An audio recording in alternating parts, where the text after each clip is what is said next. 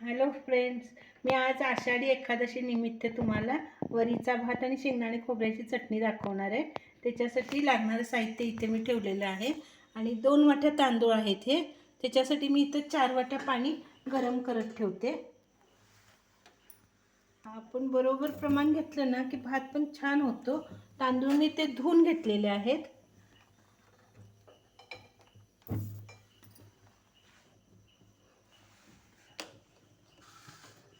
आता आपण ह्याच्यामध्ये तेल घालतोय. हे बघा, तुम्ही तुमच्या आवडीप्रमाणे घालू शकता. मी इथं 2-2.5 पळ्या तेल वापरत आहे.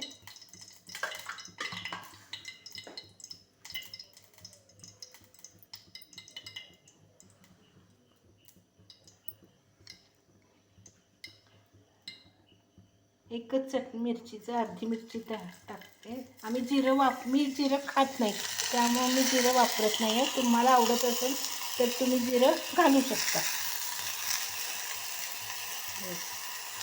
धुवून घेतलेले तांदूळ आहेत ते.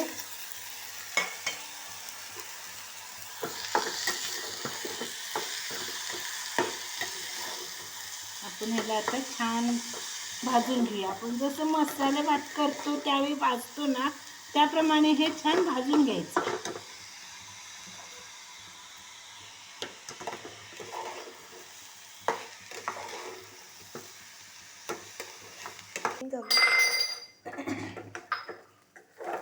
हे पहा, आपल्या पाण्याला उकळी आलेली आहे. मी आता हे गॅस बंद करते आणि तांदूळ पण आपले आता छान भाजून झाले. ते बघा कसा आवाज येतोय. छान असं मोठे मोठे म्हणजे असं मोकळे दिसत आहेत.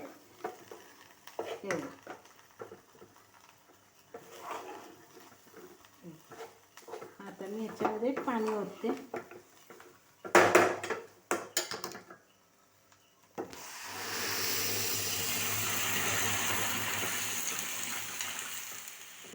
हे बघा, पाणी उकळताना तापलं असताना वाफ भरपूर येते, असं पाणी उडतं. त्यामुळे शक्यतो आपण लांबच उभं राहून करा. आता मी याच्यात चवीनुसार मीठ घालते.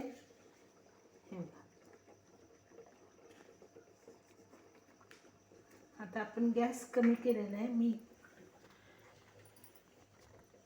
या साईडला ठेवते. हा बारीक देते ह्याच्यावर.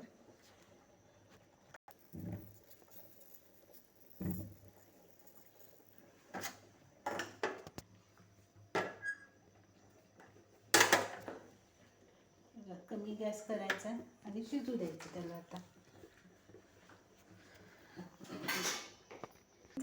हे बघा, मी आता इथे झाकण असं ठेवते. त्याच्यावर एक 10-15 मिनिटं शिजेल भात आपला. फार काही वेळ लागणार नाही. आता हे पहा, आता शेंगदाण्याची चटणी बनवणार आहे ना, त्याच्यासाठी मी आता इथे शेंगदाणे घेतलेत 1 वाटी, छोटी वाटी आहे. खोबरं घेते आणि ह्याच्यातच असं लाल तिखट घालूया.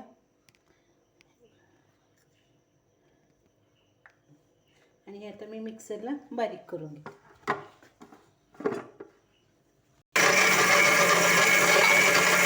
आता मी ह्याच्यामध्ये थोडंसं पाणी घालते बारीक करण्यासाठी. हे पण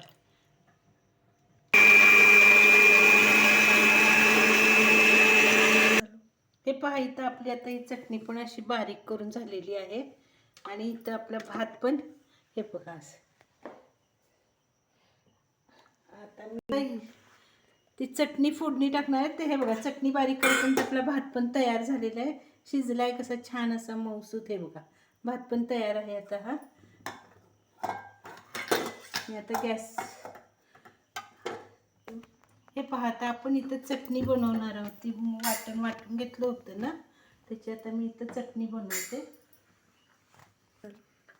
हे पहा, इथं मी आता तेल घालते.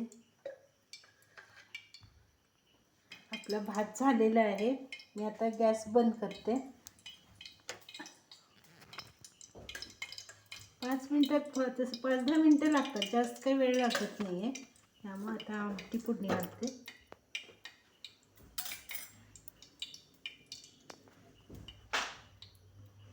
मी याच्यामध्ये आमसूल टाकते. तुम्ही याला काय म्हणता ते बघा. एक जण आगळी म्हणतात. आगळ मी काय टाकलेली नाही. आणि हे वाटलेलं घालू.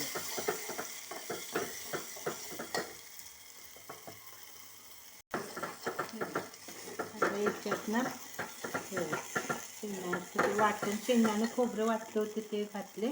आता पाणी घालते. त्या मिक्सरचं भांडं धुवूनच घ्यायचं, म्हणजे ते आपलं वेस्ट पण होत नाही आहे. असं धुवून घेते.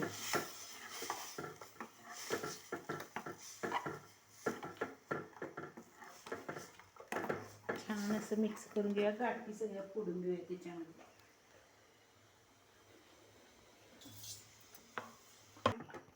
तेवढं तुम्हाला जेवढी आमटी पाहिजे ना, त्याने वरीच्या भाताला आमटी खूप लागते. त्यामुळे मी आता इतकी आमटी बनवलेली आहे ती.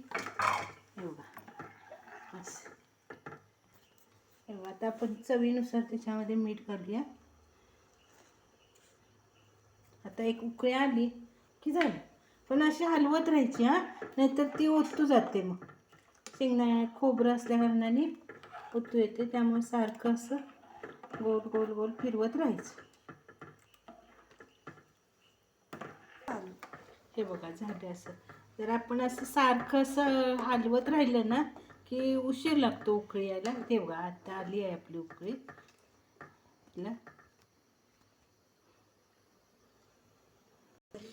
हे बघा अशी उकळी आलेली, असं ओतू येतं. त्यासाठी मी आता बंद करते. गॅस बंद केला.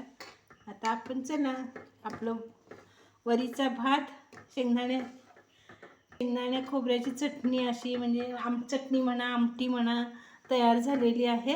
आपण आता जेऊया, एन्जॉय करूया. हे बघा, घ्या, एन्जॉय करा. वरीचा भात आणि शेंगदाण्याची चटणी, शेंगदाणे खोबऱ्याची चटणी.